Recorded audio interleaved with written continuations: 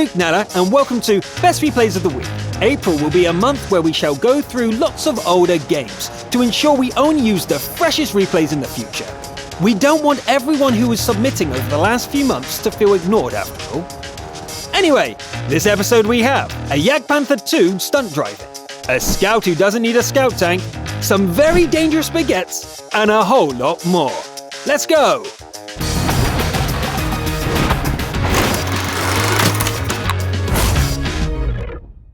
We will start with an unbreachable wall of steel in this replay from the American region, as Ty Moody 390 takes the T-110E5 into battle on fiery Salient.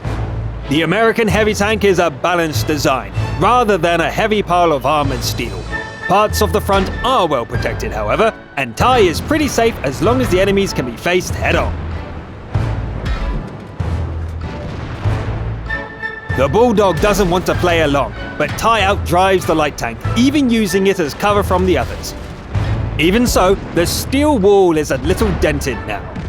Then again, the west flank is now clear.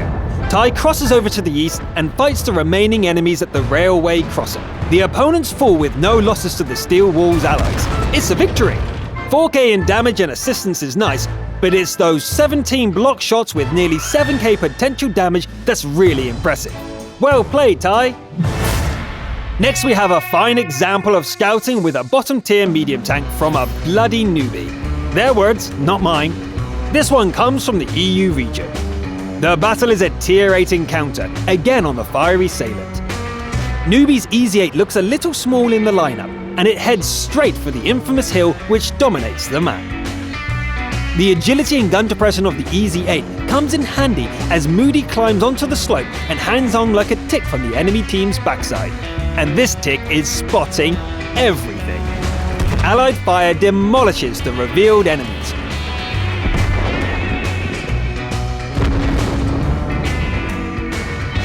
When the hill is clear, Newbie is free to harass the enemies below, keeping them away from the capture zone. Newbie moves forward in search of more targets, but the enemies have had enough and the Sherman blows up. It doesn't really matter though, as their capture is done and the game ends in victory. That's how you scout carry with a bottom tier med, 7.5k assisted damage and quite a few hits from the little howitzer. Very nice. Next we have a Confederate in a hurry. Slayer Rowe drives the speedy FCM 50-ton on Ensk and seems intent on finishing the fight in record time. First a charge down the eastern flank, killing the arty through a brick wall and wrecking the base defenders with a couple of wrecks.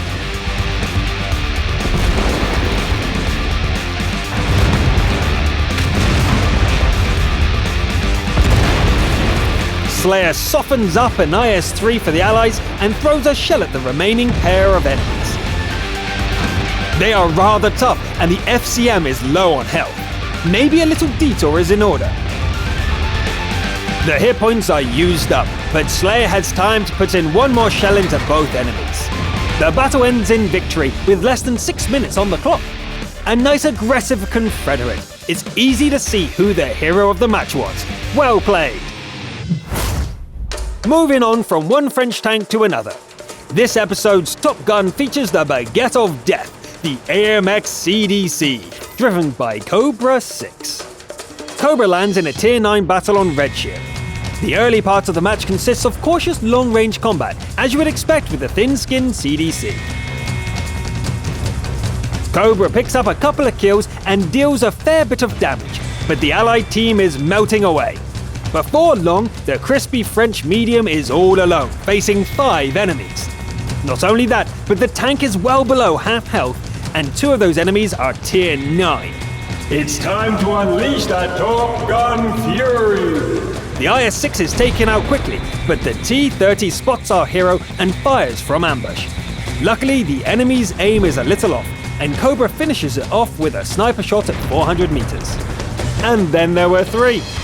The T-37 spots for the artillery, but the shell doesn't connect.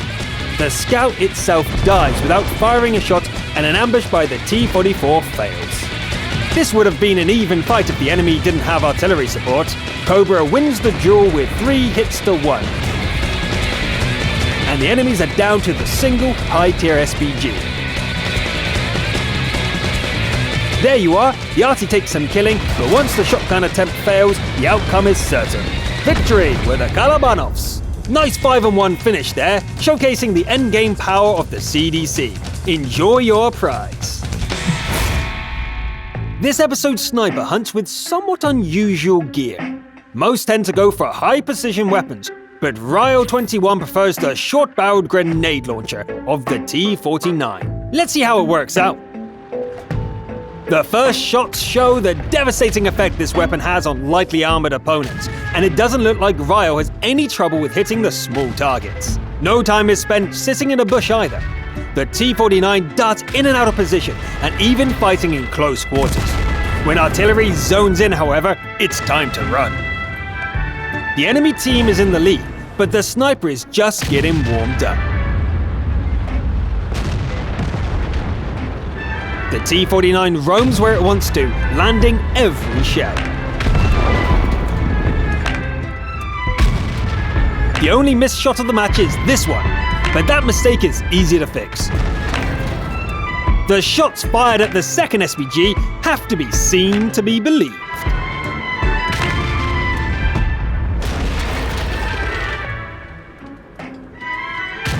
Sadly, the enemies run out, and the match comes to an end. Great shooting, Ryle. The force must be strong with you. Talking about the force, Darth Vader teams up with Super Unicum. This should be good. The battle takes place on mines, and the protagonists are driving a pair of those AMX Death Baguettes we saw in the earlier replay. The speedy machines rush to the center hill and sweep it clear of enemies.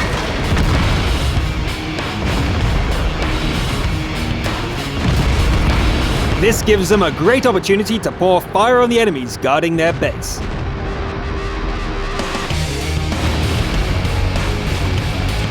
More opposing tanks arrive to the entrance of the hill, but that's just an opportunity to do more damage.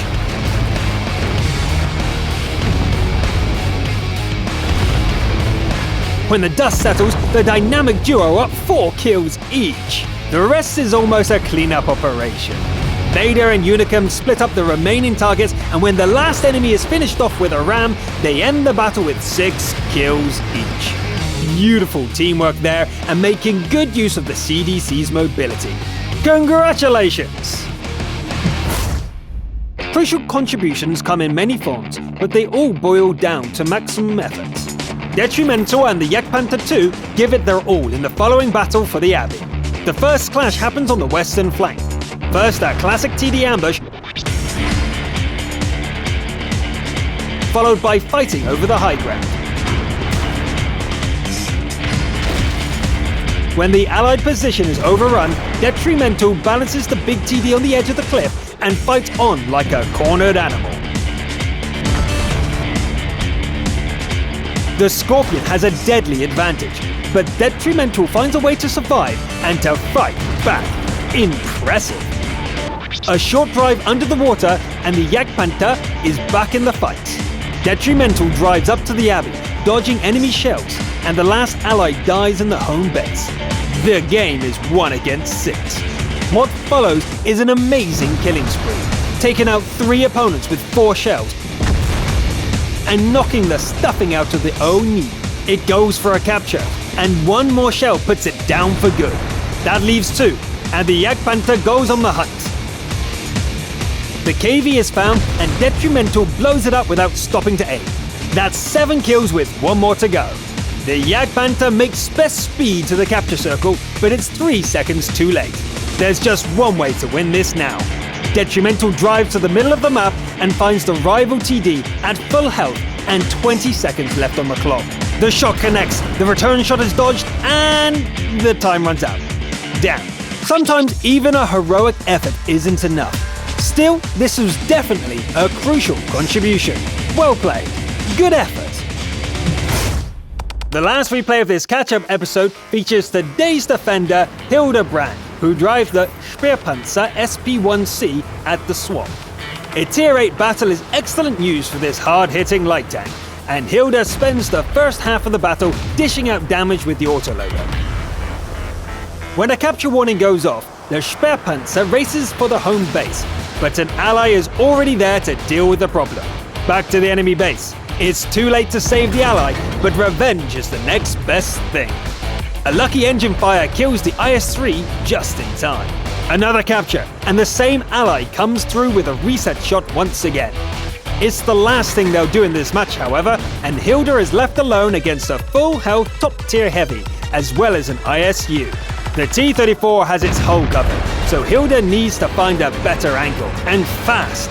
The ISU-152 is encountered along the way, but a tracking shot leaves it helpless and on fire. That was quick. That's a bit better.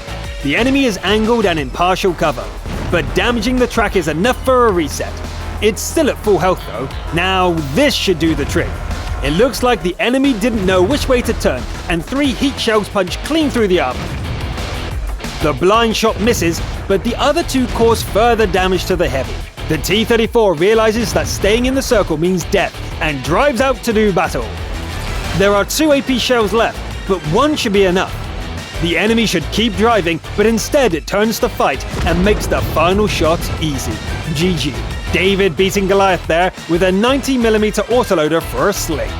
Well played, Defender. As for the people upset that I'm now saying Tiga instead of Tiger, all pronunciations are attempted in their local language. Keyword, attempted. This is so fans of the show from all over the world can have their moment. So relax, have fun, and I'll see you next time. And when the last enemy is fished off? That's a unique way of saying. As you would expect for the but they all